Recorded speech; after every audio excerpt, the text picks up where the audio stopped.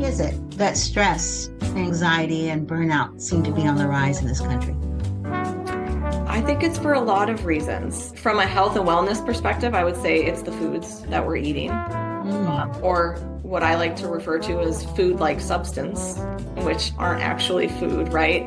So processed carbohydrates, anything with a lot of sugar is going to spike blood sugar. And spiking your blood sugar can present with feelings of anxiousness or anxiety. And then you can talk about what happens when you come down and your blood sugar crashes and you go into more of like a hypoglycemic state. So that's going to cause dysregulation in the nervous system, and that's going to cause feelings or symptoms of anxiety or depression in the system.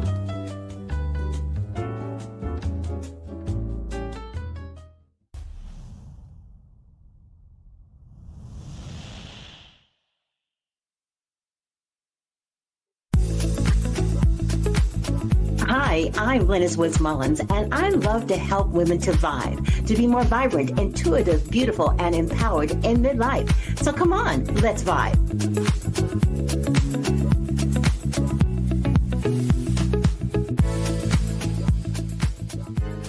I'm so glad that I can do something to help when it comes to our overall mental health in this country. I've been concerned for quite some time when I hear people talking about how anxious they are, how stressed out they feel, how overwhelmed and burnt out. And the thing I'm most concerned about, because I happen to be one of you, or I'm sort of one of you, I don't know if I'm midlife. If I'm 67, I don't know if that means I have to live to be 134, but you know what I mean. I have been a midlife woman. I'm on that journey. And it can be quite destructive to our overall physical health and mental health when it comes to allowing things that are going on outside of our control, allowing those to impact our health. And that's why I'm so glad that we have with us someone who knows a little bit about this. Jelena Tasakovich, I hope I'm saying that right. She is a board certified functional medicine health coach with a specialty in nervous system regulation and trauma release. And the reason why I think this is so important is that she not only deals with the symptoms, but she helps you deal with the causation of what trauma and ongoing stress, chronic stress, can do to your body and how to peel back the layers and release it, and also coping mechanisms so that it doesn't take you out. Because let's face it, one of the main issues that come around with chronic disease and compromised immune systems is chronic stress. I know it doesn't seem that way, but absolutely. And I think a lot of times we think we're handling it okay, but actually we are storing it in our bodies. There's a wonderful book, and I've mentioned it before, called The Body Keeps the Score. And it talks about what chronic stress and ongoing anxiety and other kinds of emotions that are toxic to our bodies, what it can do to our bodies over time. So we need to have someone like Jelena in our lives. Jelena, thank you so much for being on the Vibe Living podcast. It's wonderful to have you here today. Well, it is a pleasure and an honor to be here with you as well. Well, thank you so much.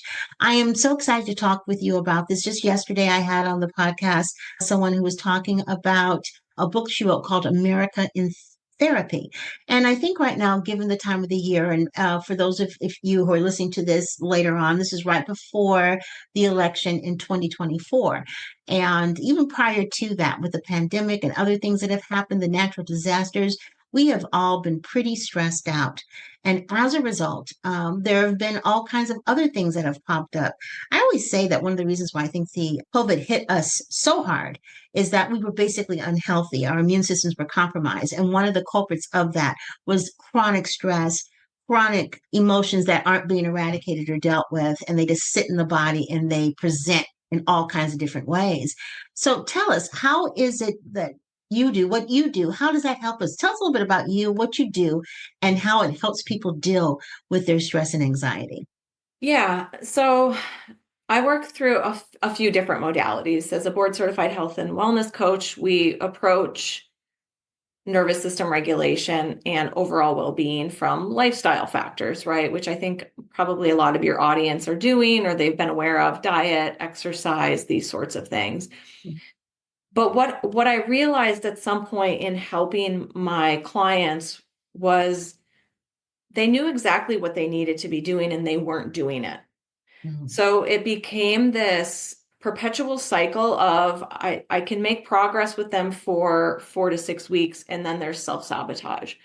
And then they're kind of in self-sabotage for a while, and then they make progress for, 2 months, and then it's self-sabotage. So it became this cycle of like, okay, what needs to be done, and we're talking about it, but they can't do it.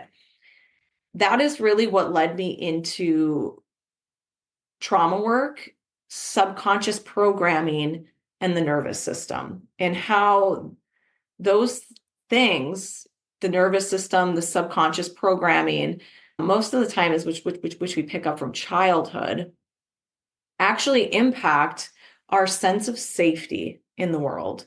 And if our body, either consciously or subconsciously, doesn't feel safe to do something, then we self-sabotage, right? So Mm. self-sabotage from a nervous system perspective is actually self-protection.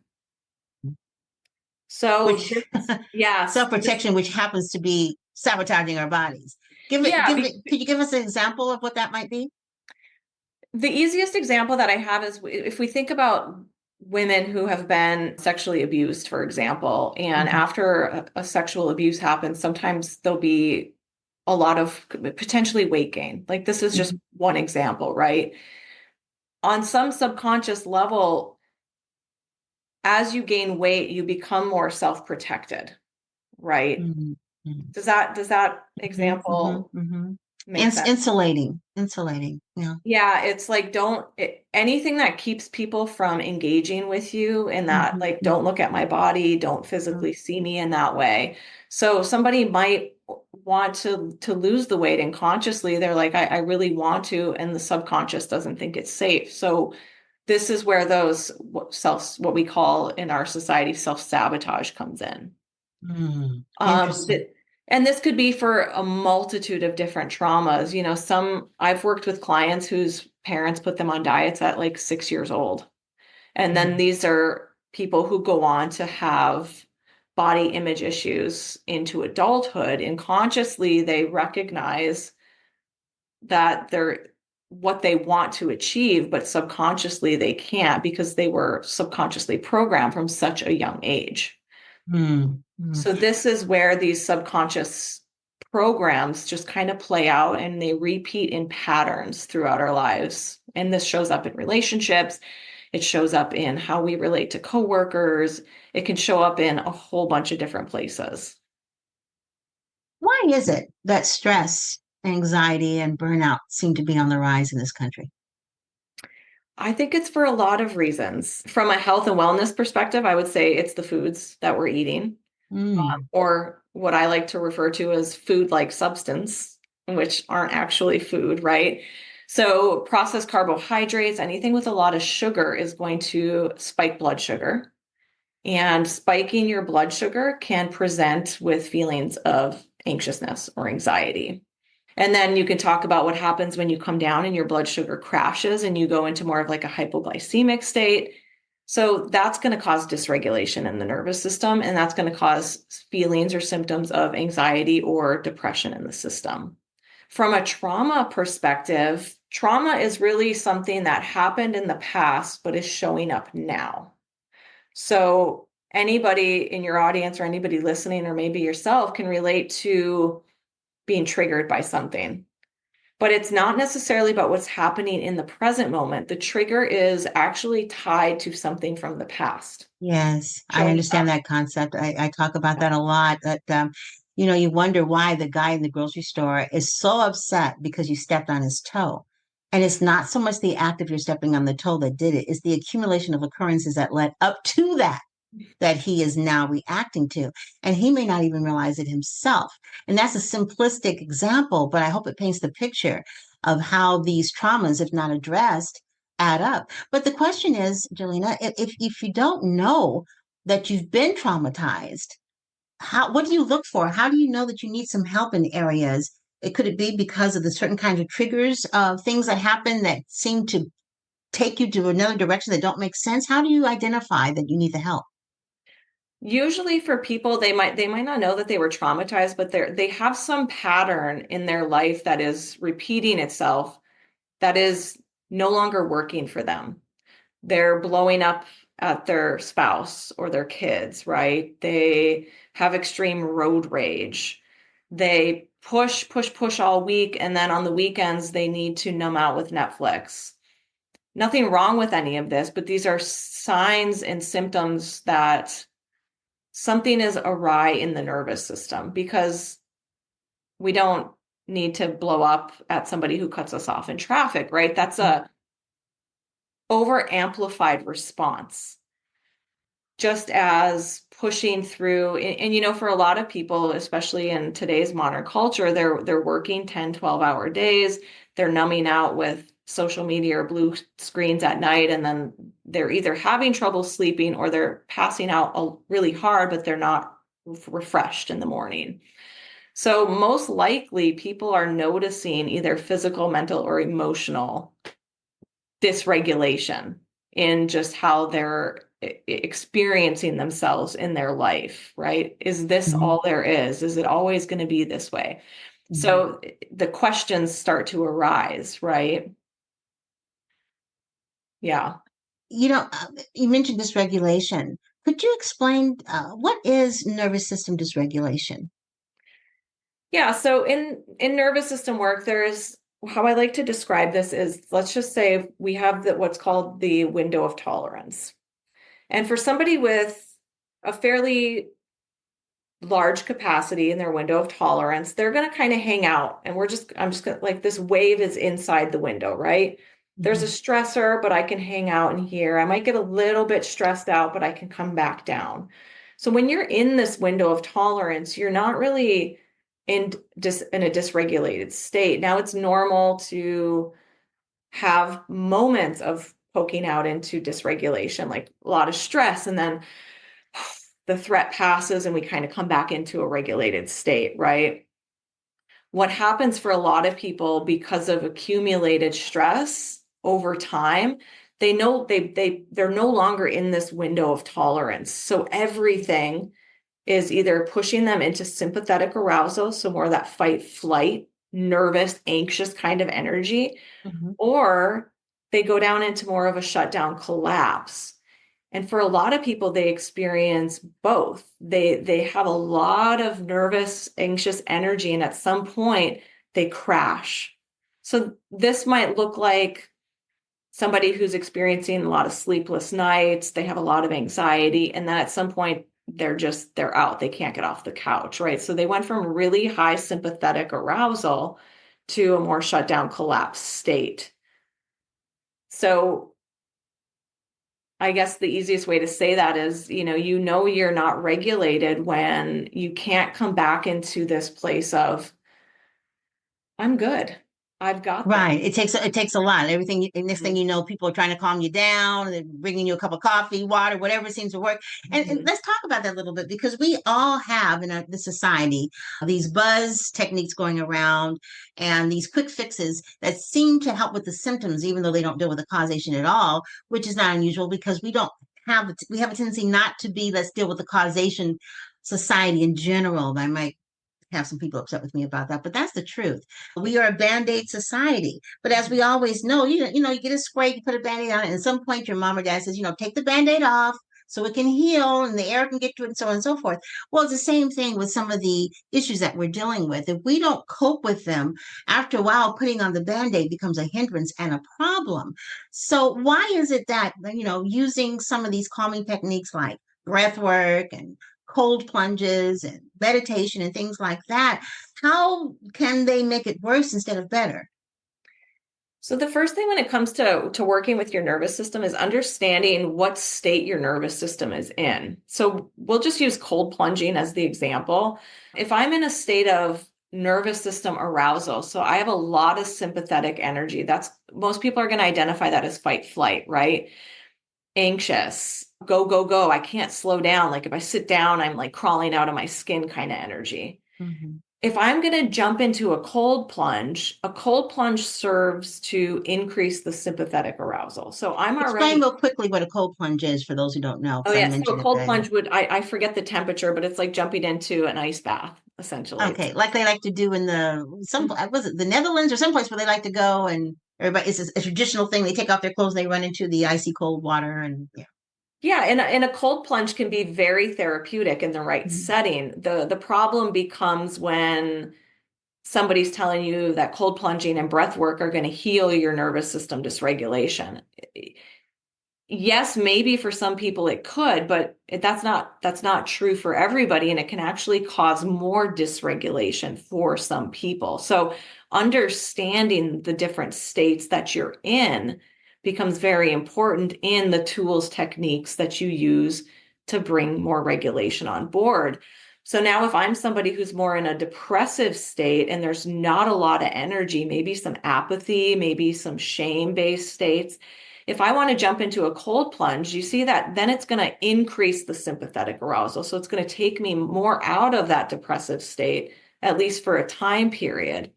But again, these are management tools. They're Mhm. not actually getting to the root cause of why the system is in that stuck state to begin with. So when someone comes to you or someone's been referred to you for help, what is the first thing you do to try to figure out where they are when it comes to their nervous system dysregulation? Yeah, so there's a couple different techniques that I use. There's the trauma release process that I use is it's a 3 week on it's working with the unconscious programming. So it's very powerful, it's very impactful, and it's quick, but not in working with necessarily like the deep nervous system work. If we're talking deep nervous system work, that's a one-on-one session usually. And in the method that I am trained in, I am able to attune to what is happening in their nervous system, even over a Zoom chat, right? So I can see if they are more in a fight flight, sympathetic arousal, so like anxiety, or if they're more in a depressive state, or if they're just kind of fluctuating somewhere between both of them. And for a lot of people, they could be completely disassociated. So most people who come to me don't know where they're at. So it becomes just learning their nervous system through having a conversation. So they can write down their traumas and the problems they're experiencing, and I can get a little bit of a glimpse into their world. But it's not really until I one-on-one am with that nervous system that I Okay. can really start to understand what's going on for And them. then once you understand what's happening, what kinds of things do you do with them to basically heal their nervous system or parts of Yeah, their nervous system? yeah, and like I said, every nervous system is different. So if there's somebody who needs to come out of an anxious state, they're more in a Hmm. fight flight, chronic stress kind of stuff. We're going to work on finding ways to find safety in the stillness. And it sounds simple, but for some people it can take time, because if they've grown up in an environment where there was a lot of chaos, for example, and this is where the trauma comes into the nervous system, because your nervous system is actually attuned to your caregivers from a very, very young age. We're not born with our nervous system fully functioning, so we attune. So if we had caregivers who weren't safe, who weren't regulated, in a lot of ways, we attune to them. So we could have a dysregulated system on some level from a very young age. So the work needs to be slow and titrated and Hmm. safe, because for so many people, the reason we're not in that regulated space is because we lack safety. So Hmm. all of this work comes back to providing safety. So yeah, with each person, it would look a little bit different just based upon, are they in a freeze, a shutdown, a dorsal vagal kind of place, or are they more in the hyper arousal? And this is where the anxiety, hyper Hmm. arousal, Hmm. dorsal shutdown, freeze, depressive states, right? So for your listeners, that gives them the languaging is a little bit easier to understand, from anxiety, moving fast, Hmm. Hmm. dorsal, freeze, depressive states, kind of slow. And all of these are symptoms of your nervous system being basically out of whack, so to speak. You know, what kinds of things can we do in terms of our lifestyle to try to minimize this and to grow our nervous system to capacity so that it is regulated better. Yeah, so since this podcast is really geared towards women over 40, I would like to kind of address it for that audience. So what I tell a lot of women that I work with, and a lot of the women I work with are in perimenopause or menopause. Right. And as women who are going through that stage of life, we understand that there's certain times during those phases that we just aren't able to manage stress as well. And that's just scientifically proven from a hormonal perspective, right? Mm. So it's getting really in tune with what your body needs. Do I need to ask for more support? Do I need to take a 3-day weekend? Do I need to sleep in an extra hour? Instead of doing a high intensity workout, do I need to take a longer walk? Mm-hmm. So it's really getting in tune and listening to the cues that the body's giving us. And that can be very supportive through those hormonal phases of both peri and menopause. As you know, I mentioned to you before we came on that I definitely had menopausal anxiety, but I didn't know it. I knew I had anxiety and I was diagnosed with an anxiety disorder, but it wasn't until I started doing this kind of work that I realized that's what I had. It was not something that my OBGYN brought up to me at all, or my well, see, the psychiatrist, the psychologist, all the people. I had an event and I had to go to an ED. And I talked with the psychologist there, of course, talked to the ER doc, talked to all these people. And the bottom line was they said that I was exhausted and I needed to take some time. And I did. I took some time and ended up taking a whole year off from work. And even then, and I was under a doctor's care, I was taking medication to manage the symptoms of the anxiety. Till one day when I ran out of the medication, I got so nervous, I made my husband leave work to go get it. And that's why I said, whoa, wait a minute. This is not, I don't want to live on medication for the rest of my life. Now I got another issue because I'm all stressed out about getting my medication. I'm going to find out what it is. So I stopped taking the medication. Do not do what I do, please. What I did, please just do as I say. Do not wean yourself off of medication like that without your doctor's help. I did not. I'm stopping. And of course, I went through not a lot of withdrawal, but some interesting feelings and went back to feeling the anxiety. And this went on for a few years until I happened to have a guest on my podcast. And she mentioned something about menopause, the hormones, and cortisol and anxiety. I said, whoa, whoa, wait. Stop the recording. What did you say? And that's when I realized I knew inherently that's what it was. I knew it. And sure enough, I went and had my hormonal levels done and found out that. So but I also had antidotal anxiety as a result of post-traumatic stress. And I think a lot of people don't realize that post-traumatic stress can also throw you off. My mother was killed by a fire truck on her way to work. And I had just seen her right before. And the way I found out about it was very traumatizing. And just to add a double whammy, I had just had a baby. So my hormones were already unbalanced. She was 5 weeks old. And I had two other little ones.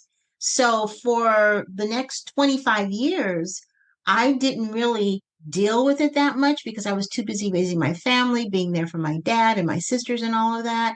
Until finally, 20 years later, at the age 51, is when I had that event. So it was a combination of things, the trauma from post-traumatic stress and the menopausal anxiety. And one of the reasons why I was, really excited to be talking with you today is that we as women need to be aware of what's going on with our bodies. I had all kinds of warnings and I just ignored them. Of course, number one, your mother dies from being hit by a fire truck on her way to work.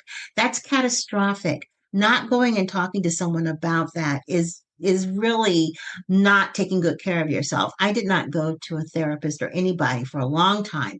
And finally, I think I did about 6 or 7 years later, but still and yet, I still wasn't getting to the root because by that time I was perimenopausal and hormones were beginning to make differences in how I reacted and felt about things, but no one ever mentioned that. So I'm glad that you're talking about that in terms of women because our bodies are complex.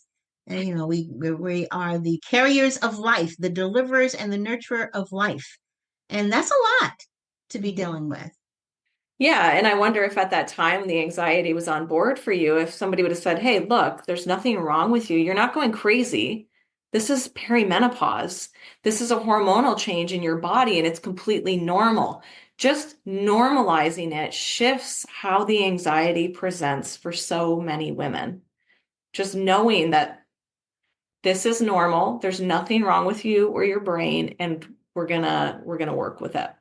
Yeah, no one ever said that. It's just like you just have this disorder. And it's interesting because subconsciously, the programming going in the back in my head is that there's something wrong with me. There's something wrong with me. I'm not good enough. And all the other stuff that happens with women as they age. What saved my life, literally, I believe, is walking away from my job. And I'm not advocating that everybody walk away from corporate America. That is not what I'm saying. That's what I had to do. And to rebuild my life. And ultimately, 17 years ago, to open this business to help women deal with what's going on with their bodies in midlife, because so much of it is not discussed. So Mhm. when it comes to those simple lifestyle changes, now you hear people talk about meditation and breathing and all that kind of stuff. Are you saying that they should not do that, or what are you saying? No, so all of the tools are helpful, but I just want people to understand that let's meditation, for example. I love meditation. I'm a trained mindfulness and meditation teacher. I've spent time in Nepal at Buddhist monasteries. So meditation is a big Mm, part of my core daily practice. But for a lot of people who are already in a deep shutdown state, so somebody who's in a very, we'll call it freeze. It's that freeze state. And depression can be found here. Symptoms of depression can be found in that state. And some of your audience might be able to relate to this. When you meditate, it actually can bring you deeper into that shutdown place. So for a nervous system that actually needs a little arousal, the meditation, until they bring regulation on board, might not actually help them regulate. Does that make sense? yes, Why? it does. But Yes, it but for does. somebody who's really stressed out and they're hyper aroused and they can't slow themselves down, meditation for them might be helpful because it actually forces you in some level, if you're going to stick with the practice, you sit through those really uncomfortable feelings of, I have to get up, I can't do this, I can't meditate. So then if you sit through that and you can hold those very uncomfortable feelings, that actually, for a lot of people, can start to bring them into regulation. So it really depends on where your nervous system tends to hang out to begin with. And that's why it's so important for people to know where they are. And doing something like breath work or meditating or the cold plunges, all of them are tools and they're all helpful when used appropriately. But I think what's happening now, and a lot of the clients I see they'll come to me and they'll say, I went to a breath work workshop over the weekend and I am worse than when I went in because it's Yeah. too much too fast Yeah. and their system doesn't have enough capacity to hold everything that's coming to the surface. So they can actually get more anxiety. This happens to people with plant medicine journeys sometimes as well. Mm-hmm. That's very interesting. And this is why it's important to consult the experts before you spend too much time with band-aid solutions. You want to talk with someone who's certified in the modality that you're interested in, or with your doctors, your holistic practitioner. There are people out there that can really help you, such as Jaylene. And I heard that you mentioned Zoom. So you do have a Zoom practice, so to speak? I do have a Zoom practice, yes. So people could talk to you just like we're talking right now, and you would be able to begin to help them with their situation. You, the thing that I think might be of interest to people that are listening to this podcast is how to know they need to talk with you, and that their nervous system is out of regulation. This is kind of a new concept for some people. I know it's a new concept for me, and I've been around this for 17 years. You don't hear a lot of people say, "Oh, girl, you talk check your nervous regulation system." You just don't hear that. So how do they evaluate that? Yeah, so what I say is when it comes to nervous system regulation work, I think probably 99.9% of the population could use it and benefit from it. I do too. I It- think so I too. would I would say if there's something in your life that you're just not happy with, again, this is you're expressing anger at people, you're short-tempered, you have road rage, you're so stressed out that most days you go to work, and our corporate women can relate to this. It's like, I'm going to quit my job today. I have to quit. Like every day, it's that feeling of like, I can't do this anymore. You're having trouble sleeping, right? You're just in that chronic stress state. This will present as physical symptoms. Autoimmune conditions is a big one with a dysregulated nervous system. Chronic conditions. Yeah. Yeah. I know that sleeplessness is a big one. And sleeplessness does come paired with menopause. So sometimes it could be, confusing. Girl, you just in menopause. But just in menopause is a huge phrase because there's no such thing as just in menopause because there's so much that comes with that. And if that is the case, I think that it's helpful when you are in menopause to have a team of folks that you consult with. You have your nervous system regulation person, you have your nutritionist, you have your OBGYN, of course, your holistic practitioner, maybe your aromatherapist, your fitness person. I know that sounds crazy, but it's amazing. I always tell people you either pay for it on the front end or the back end, but guaranteed you're going to pay for it. And some of these services are covered by insurance. More and more, they're starting to be. Or you might work for an employer that allows you to set aside money for medical expenses that aren't covered by your insurance. Or take a look at this way. What about if for 1 month you're not going to Starbucks every single day? Imagine that. About $6 now a coffee. Six times what? Six. Let's say you take one day off. That's $36 a week. 36 times four. What is that? 140. That's $144 a month or something like that you're spending on that one thing. And I bet you could find some other things where you could cut back to be able to afford the services of people of what I wouldn't call them paraprofessionals, but holistic Mhm. practitioners who are approaching things from a mind, body, spirit perspective and not just what's going on with the body. And they're also approaching things from a causation perspective and not just putting a band aid on it. I think it's really important that you know that you have choices. That's what this podcast is all about. And I am so grateful, Jelena, that you're here today to share with us. Now, for those of you who want to get in touch with her, and I encourage that you at least, do you do a consult first? How does your practice work? Yes, yeah, I do offer free consults for anybody who's just interested to hear more about the work, how it might help them, or which option out of what I offer might be best suited for them. Okay. So her information is on the show page, her website, her social media. I suggest that all of us seriously consider making an appointment with her just to kind of find out where you are. It's a free consult. And I know this is something new, and sometimes new can be scary, but new can also sometimes give you that aha moment to say, okay, this is what's been missing in my whole team in terms of the people I go to make sure that I am healthy and well. Our nervous system feeds into everything that we do. Mhm. And that's why it's such an integral part of your overall wellness and why I have Jelena on the show today. Thank you so much for sharing. It's been wonderful having you here today. It's been a pleasure. Thank you so much. Thank you. And thank you to all of you who've been listening. You know, I'm passionate about this stuff. I know I'm kind of nerdy about it, but I just want you to know that you're not powerless, that you have the ability to impact your life by that quest of being more vibrant, more intuitive, more beautiful, and empowered by living a vibe life. If you like this podcast, please go ahead and click it, maybe subscribe to the podcast, share it with someone you care about, and listen to all the other fabulous podcasts that we have. I've really had some great guests.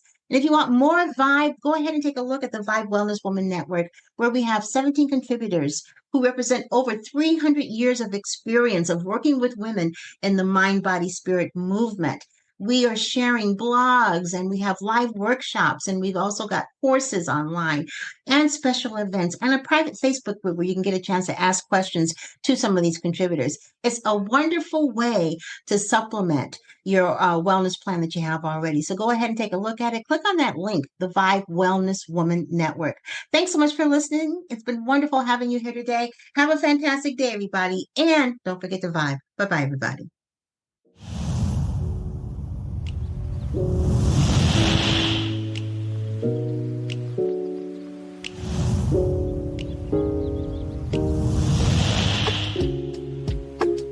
Thanks for listening to the V.I.B.E Living Podcast. And don't forget to subscribe, like, and comment, and share this podcast. Have a fantastic day, and don't forget to vibe. Bye-bye, everybody.